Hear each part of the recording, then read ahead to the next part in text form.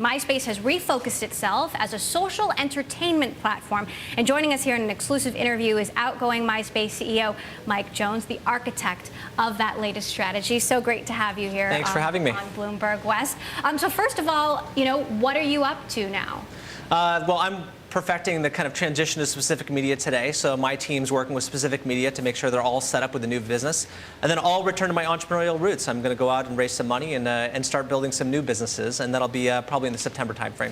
Now, there were some early signs that your strategy at MySpace was working. What worked and what didn't work? Well, when we brought MySpace back to its roots, we really focused on entertainment, specifically music. And all the music product we released showed really good signs of early growth, whether that be our Facebook applications where we allowed artists to take their profiles onto Facebook, to our new formed music player that allows anybody to listen to music for free. And once we went back to that core component of MySpace, we started seeing some really good signs of health within the business. Now, how did that play out over kind of the last year, the last 6 months? Why did News Corp decide to sell? I can't speculate on News Corp's intention. I can say that when we looked at the business, we felt like having a different ownership structure would really allow that business to grow again. And we went out to market and started looking for different partners, and specific media ended up being the buyer. So what do you see as the future for MySpace in the social networking landscape, along with Google+, Twitter, Facebook?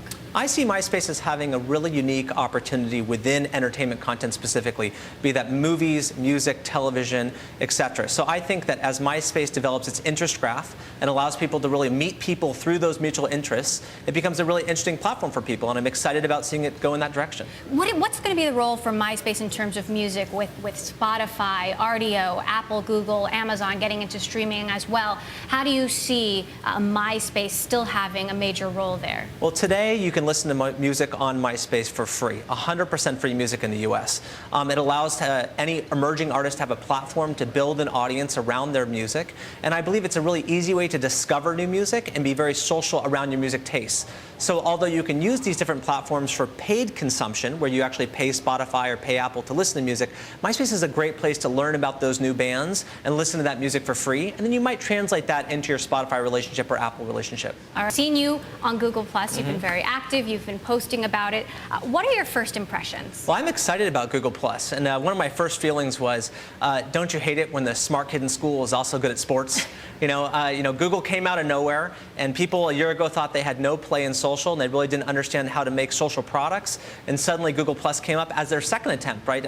Previous was Buzz. Third. Right? Third. Wave. Orkut, Wave. I mean, they've been trying this in a lot of ways, right? And I think Plus is an exciting platform. And the way that I think about it is more of a metaphor of cities, right? So you can choose to live in New York, you can choose to live in LA and San Francisco. All these cities have different rules, they have different mayors, they have different laws, and Google+ has just created a new city, and it's growing really, really quickly. And your analogy is that within this city now there are neighborhoods, which is Google Circles. How significant do you think this whole idea of circles, being able to put your friends in essentially different neighborhoods, how significant is that? It's a big deal. So I think one of the problems that we've seen over time with social networks is that you have graph fatigue, right? You create these mass volumes of people you're connected to, and at some point they become irrelevant. And previously, everyone judged their success in these social systems by how many friends they had, right? And at some point, you have too many friends, or you have friends that are from a previous life or a previous job. I think Google's trying to address this problem by helping you actually categorize your friends when you start building friendships within Google+. Okay, but what if you don't manage your friendship circles as quickly as you want to? Like, you forget to take someone out, you have this false sense of security that you're only sharing with a certain number of people. Can't that get a little messy? I think it can create some product debt, right? So whereas with Google+, I now may feel more comfortable sharing with my family because I know that it's in a very, very specific family category. One of the challenges is now that I have multiple social graphs within Google+, and I have to keep that categorized appropriately.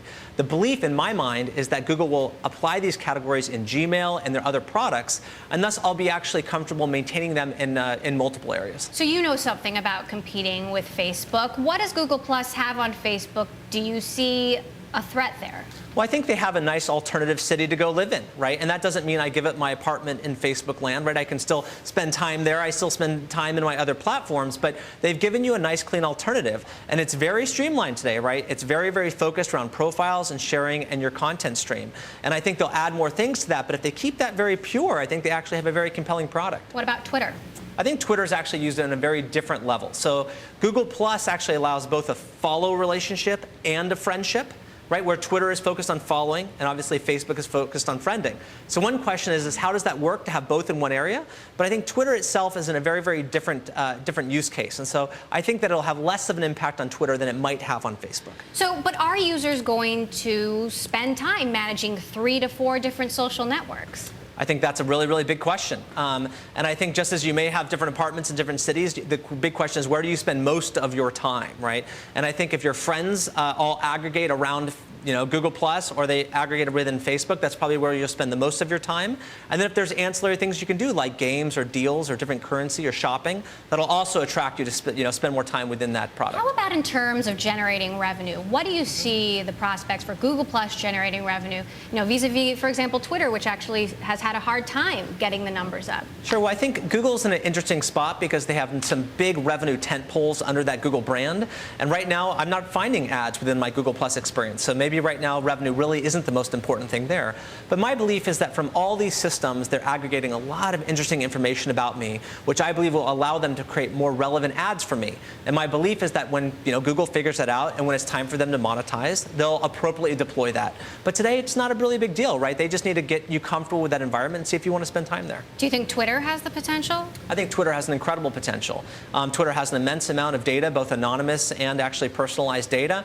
They have a compelling environment for people to advertise. They have a whole new paradigm of how to talk to people. I think Twitter's going to do a fantastic job. Wired had a really interesting piece about how social networks are not just social networks anymore, but they're about your identity, identifying yourself. Mm-hmm. How do these all kind of play off each other in doing that? Well, I think from a bigger perspective, the web is naturally becoming social, and then there's places where you kind of deposit your information.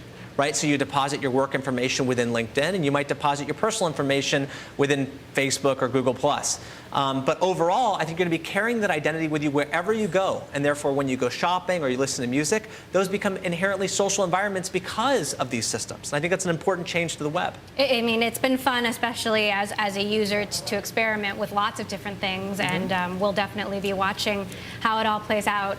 Mike Jones, outgoing MySpace CEO, thanks so much for joining us. We'll be following you on your next adventure as well. Thank you. Thanks for joining us.